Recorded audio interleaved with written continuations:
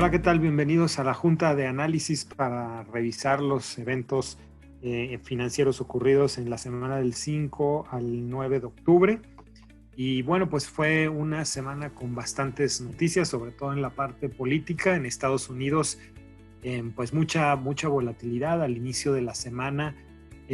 Parecía que este tema de los siguientes estímulos que el Congreso de Estados Unidos pretende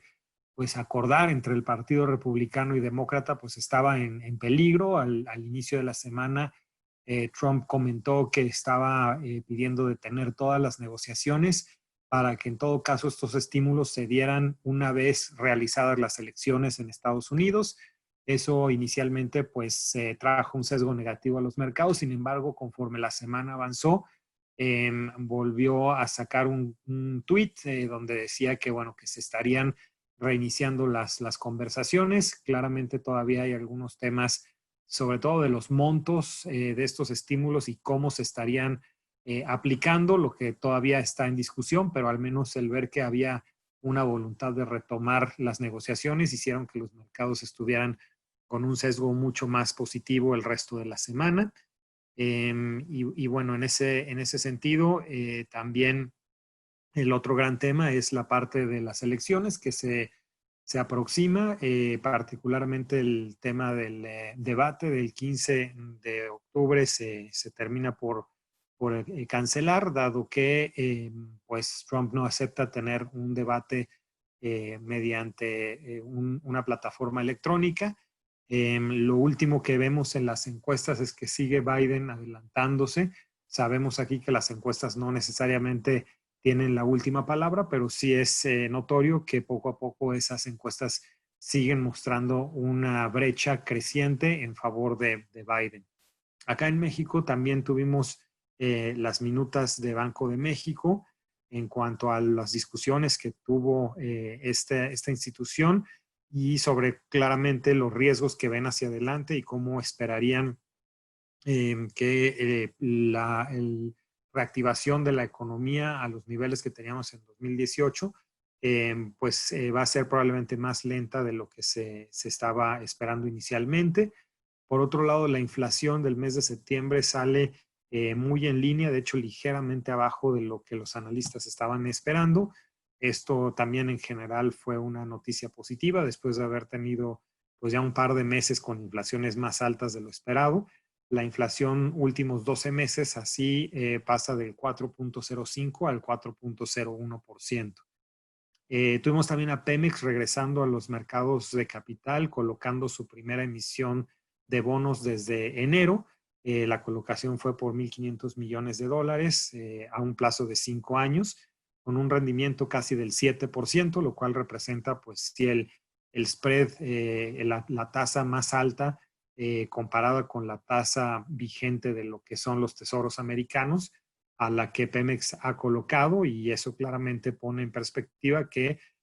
sí hay apetito por este emisor, pero que las tasas que están requiriendo los inversionistas son bastante más altas que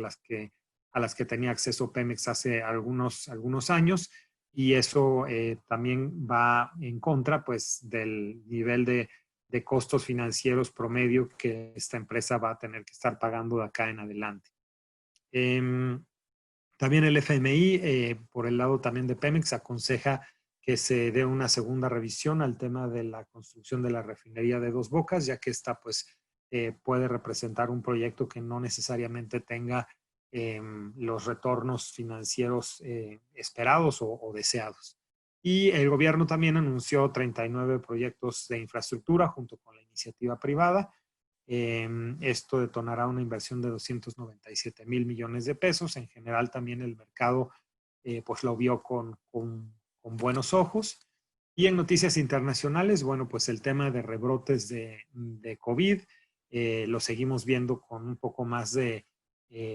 fortaleza en Europa. Allá tanto España como en Francia y Reino Unido se empiezan a discutir pues nuevas medidas de cierre, si bien serían cierres probablemente muy focalizados, muy localizados en regiones o en ciudades específicas que estén presentando los problemas de rebrotes, pues claramente esto pone una alerta amarilla, sobre todo ante pues la llegada del invierno, que si bien no necesariamente por el tema de un clima más frío, la transmisión de COVID es más factible, pero sí el que haya más actividades en espacios cerrados y menos actividades en espacios libres, pues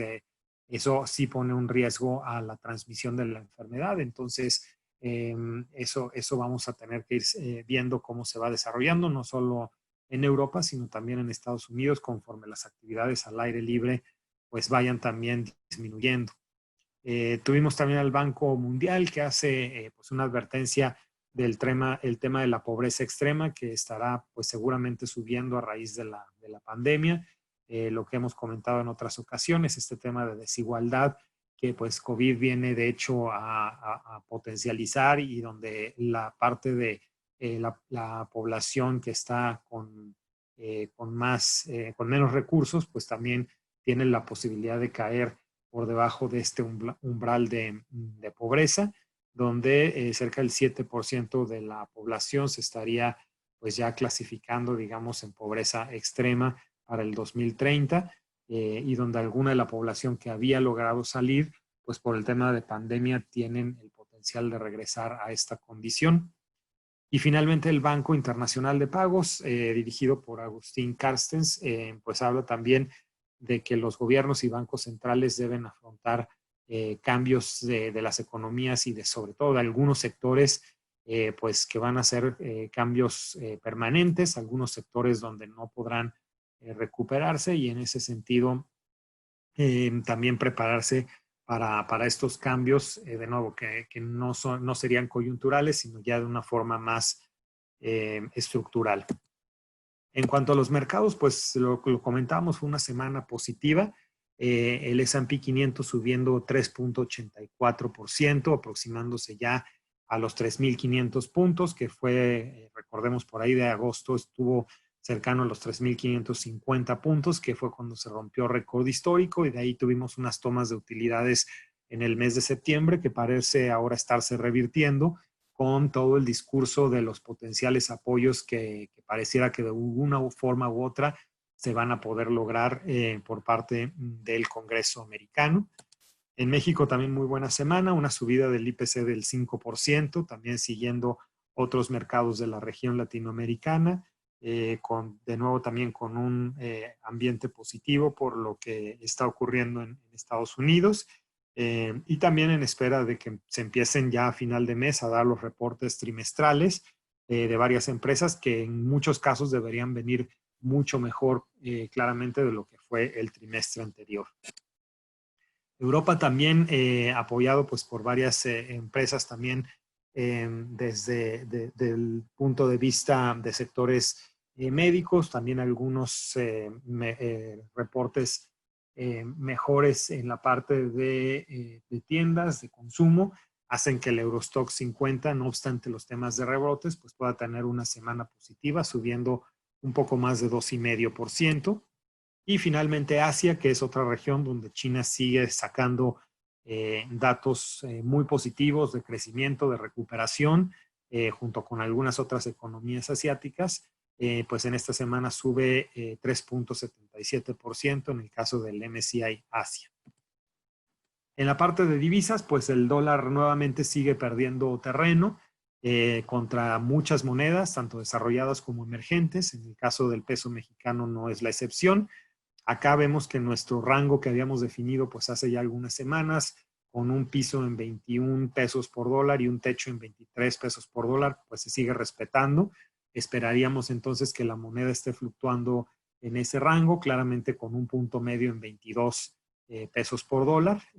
donde, bueno, pues en semanas positivas, donde hay apetito al riesgo, estaremos probablemente más pegados a ese piso de 21 pesos por dólar. De hecho, en la semana se cierra en 21.18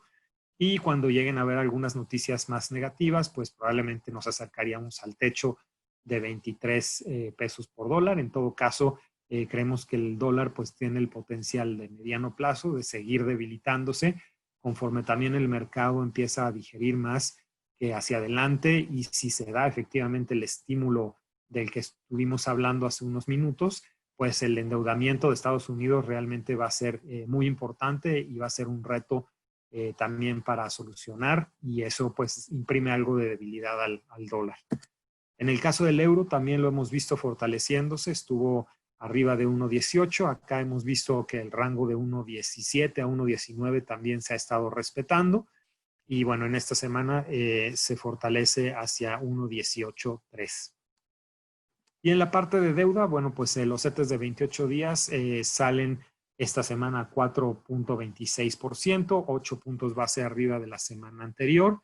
Sin embargo, el resto de la curva sí tiene disminuciones, más o menos como de unos 10 puntos base. Esto pues dado el dato de inflación, donde se ve que pues otra vez Banco de México podría tener espacio para dar una última baja de tasas, otros 25 puntos base, antes de que acabe el año, y bueno, conforme tengamos unas inflaciones más bajas, también podríamos esperar que en algún punto de 2021, si es necesario, Banco de México podría seguir bajando tasas. ¿Qué vamos a tener esta semana en la agenda económica? Bueno, pues creo que lo más relevante se va a dar el día 12, donde las ventas mismas tiendas, que de hecho recién acaban de salir, pues salen un poco mejor de lo esperado, y eso va en línea también con los datos de producción industrial, que también salen un poco mejor a lo esperado, y con eso pues se ve un poquito más de tracción en la economía mexicana, lo cual pues debe ser una noticia positiva para los mercados. Y en Estados Unidos, pues lo más relevante será probablemente el día 13 de octubre, donde se ve la inflación, el dato de inflación de septiembre, que también esperaríamos que, como en otros países, la inflación poco a poco va a ir repuntando conforme la reapertura de las economías se vaya dando. Adicionalmente, también el día 16 va a ser importante ver los datos de ventas minoristas, y como todos los días miércoles de las semanas, el dato de solicitudes iniciales de desempleo, perdón, el día jueves de todas las semanas, el dato de solicitudes iniciales de desempleo. Por el momento es todo, espero escucharlos por acá la siguiente vez. No olviden estar revisando nuestras redes sociales para más información. Hasta pronto.